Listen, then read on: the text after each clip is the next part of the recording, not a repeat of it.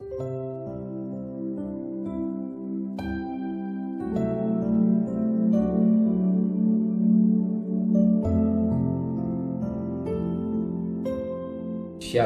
pagi bersama tundukkan kepala, pejamkan mata sejenak. Bapa yang bersemayam di kerajaan surga, pagi yang cerah, kami bersyukur, kami hidup, kami ada, dan kami rasakan pemeliharaan yang Kau berikan hidup kami. Kami seperti umat Israel dalam pemeliharaan Tuhan. Maka pagi ini kami mengadakan mesbah keluarga, mesbah pribadi. Kami naikkan pujian penyembahan kepada Tuhan, dan kami rindu untuk mendengarkan renungan firman-Mu. Roh Kudus mengurapi kami, sucikan hati dan pikiran kami, dan bejana hati kami boleh oleh firman Allah, dan kami juga boleh menaikkan doa syafaat kepada Tuhan. Haleluya. Amin. Shalom, pagi. Mari sama-sama kita akan membaca firman Allah, Wahyu pasal 12. Wahyu pasal 12 ayat 7 sampai ayat yang ke-9. Wahyu pasal 12 ayat 7 sampai 9. Naga dikalahkan. Maka timbullah peperangan di surga. Mikael dan malaikat-malaikat berperang melawan naga itu. Dan naga itu dibantu oleh malaikat-malaikatnya. Tapi mereka tidak dapat bertahan. Mereka tidak dapat tempat lagi di surga. Dan naga besar itu si ular tua yang disebut iblis atau setan, yang sudah seluruh dunia dilempar ke bawah, dia lemparkan ke bumi bersama-sama dengan malaikat-malaikatnya. Puji Tuhan, kita melihat sesuatu terjadi peperangan.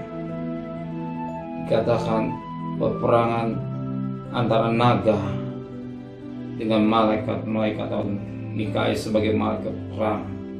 Ternyata naga itu tidak bisa. Naga itu tidak bisa mengalahkan malaikat-malaikat. Ya. Kita melihat bagaimana naga itu atau si ular tua atau setan yang kerjanya hanya menyesatkan. Maka ingat firman Allah, jangan beri kesempatan pada iblis. Efesus 4 ayat 27. Maka kalau kita beri kesempatan, kalau kita tidak memberikan kesempatan Roh Kudus bekerja hidup kita, yang masuk adalah roh iblis yang mengendalikan hidup kita. Maka kita sebagai anak-anak Allah, sebagaimana Roma 8 ayat 14, anak Allah hidup dalam pimpinan Roh Kudus. Kalau saudara tidak mau hidup dalam pimpinan Roh Kudus, yang mengendalikan kita itulah si naga tua itu iblis. Maka hari lepas hari kita harus hidup dalam pimpinan Roh Kudus yang mampu mengalahkan ya si ular tua atau si naga tua itu ya Michael dengan malaikat-malaikatnya. Michael dan malaikat perang, dan malaikatnya itu bisa mengalah.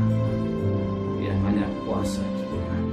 Dan firman Allah katakan, oleh darah anak domba, ya, oleh kesaksian hidup, ya, bisa dikalahkan.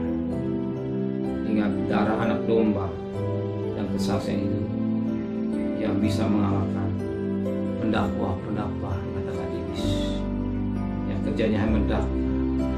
Semua bisa mampu kalahkan. Hanya satu kunci, itu disebut darah. Bukan darah binatang, tapi darah Yesus. Sebut, kalau saudara takut, dan soal darah Yesus. Saudara sedang masalah, sebut darah Yesus. Hanya darah Yesus. Darah Yesus yang memberi kekuatan, darah Yesus yang memberi kemenangan. Ya, biar kita selalu menghargai akan pengorbanan atau darah Yesus. Amin. Darah Yesus yang kita hormati, kita junjung tertinggi.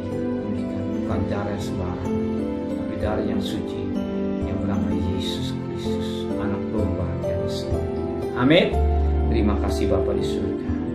Hanya melalui darah Kristus dan Michael dan malaikat menang melawan si ular tua, karena ada Tuhan yang menyertainya dan kami bisa mengalahkan segala suara-suara yang membuat menyesatkan kami.